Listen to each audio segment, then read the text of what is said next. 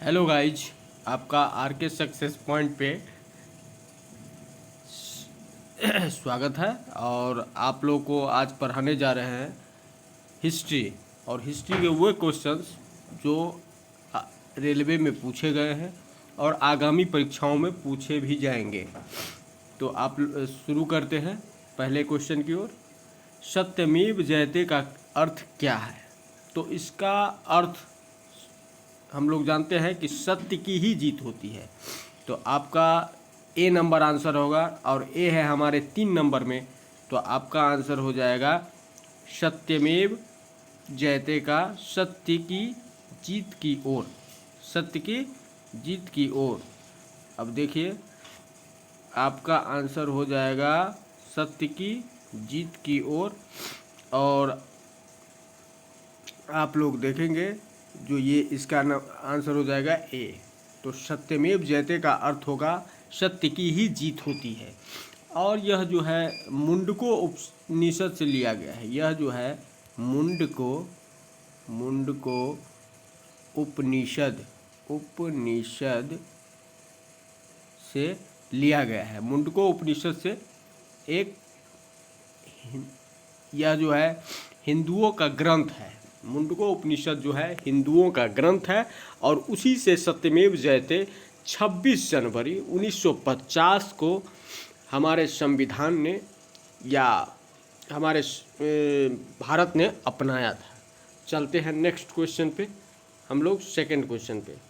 तो निम्नलिखित में से कौन सही ढंग से मेल नहीं खाता है? क्वेश्चन है निम्नलिखित में से कौन सही ढंग से मेल नहीं खाता है? तो सारनाथ, चार शेर, यह एकदम सही है। रामपुरवा, साढ़, यह भी सही है। लेकिन 3 नंबर में जो संकीसा है उसका घोड़ा नहीं हाथी होगा। तो 3 नंबर का हाथी होगा। तो 3 नंबर जो है हाथी, इसमें हाथी होगा, हाथी होना चाहिए, इसमें हाथी होना चाहिए न कि घोड़ा। घोड़ा रॉन्ग है। चलते हैं नेक्स्ट क्वेश्चन की ओर। कुजुला कडफिसेस किस वंश का राजा था? तो यह जो है कुषाण वंश का राजा था। और पता है सबको, जो आप लोगों को तो पता है, जो इसकी राजधानी पुरुषपुर इसकी राजधानी थी।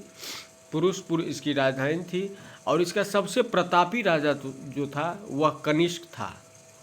कौन था? कनिष्क था। उन्होंने 78 ईस्वी में संवत चलाया था।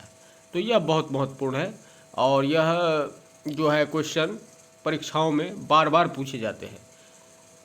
तो चलते हैं 4th नंबर पे। मेहरगढ़ एक नवपाषाण बस्ती पाकिस्तान के किस प्रांत में स्थित है?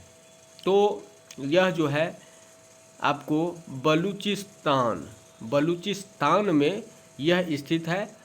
और इसे मैं हड़प्पा के एक बस्ती के रूप में या जगह के रूप में, स्थल के रूप में खोजा गया है। चलते हैं हम नेक्स्ट क्वेश्चन की ओर। ऋग्वेद को खाली स्थान पुस्तकों या मंडलों में विभाजित किया गया है। तो ऋग्वेद का 10 मंडल है।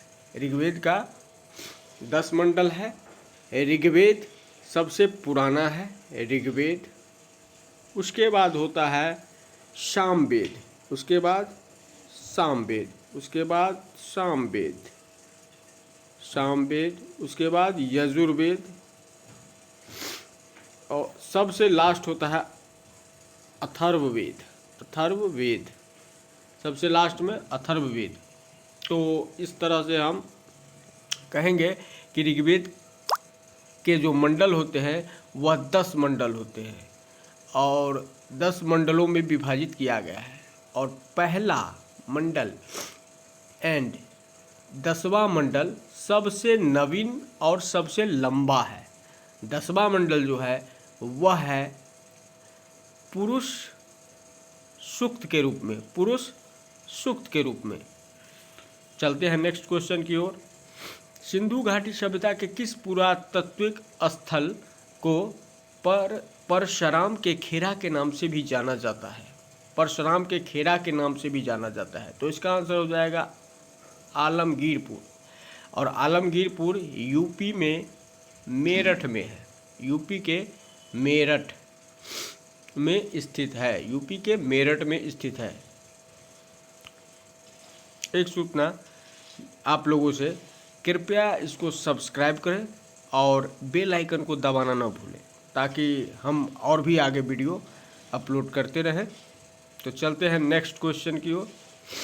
निम्नलिखित में से कौन गुप्त काल के दौरान चिकित्सा पर अपने काम के लिए जाना जाता है? तो इसका आंसर हो जाएगा सुश्रुत। इसका आंसर हो जाएगा सुश्रुत। तो यह जो है एक चिकित्सक थे और गुप्त काल के दौरान, और गुप्त काल का सबसे प्रतापी राजा अगर माना जाए तो चंद्रगुप्त द्वितीय। चंद्रगुप्त द्वितीय। इसे ही विक्रमादित्य की उपाधि प्राप्त थी। और चंद्रगुप्त द्वितीय जो था वह समुद्रगुप्त का पुत्र था। समुद्रगुप्त का पुत्र था और इसे ही भारत का नेपोलियन कहा जाता है। भारत का नेपोलियन समुद्रगुप्त को कहा जाता है। तो गुप्त वंश से कई फैक्ट हैं, जैसे श्रीगुप्त को वास्तविक संस्थापक नहीं माना जाता है, चंद्रगुप्त प्रथम को वास्तविक संस्थापक माना जाता है। और यह कई परीक्षाओं में प्रश्न पूछे जाते हैं और इससे आपको काफ़ी फायदा होगा। तो चलते हैं नेक्स्ट क्वेश्चन की ओर।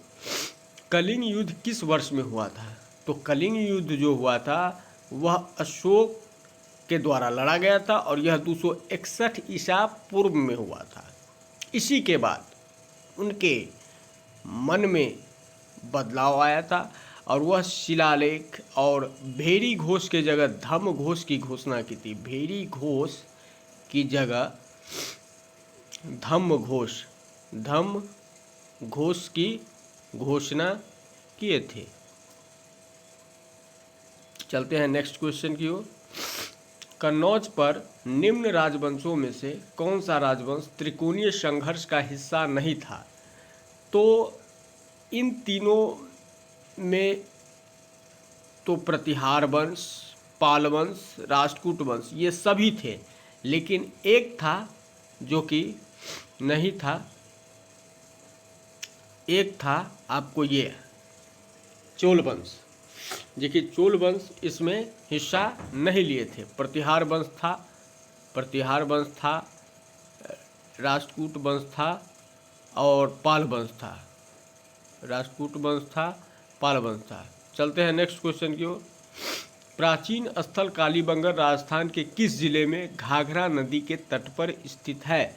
तो यह इसमें आंसर हो जाएगा हनुमानगढ़। हनुमानगढ़ आपको इसमें आंसर हो जाएगा हनुमानगढ़। तो इस तरह से 10 क्वेश्चंस हो गए और आगे भी कई वीडियो अपलोड किए जाएंगे और सभी सब्जेक्ट्स के। अभी तो फ़िलहाल जीके के चल रहे हैं, लेकिन मैथ और रीजनिंग जो कि रेलवे का क्रैश कोर्स चलाया जाएगा और इस पर जो है आप पूरी तरह से एनटीपीसी और ग्रुप डी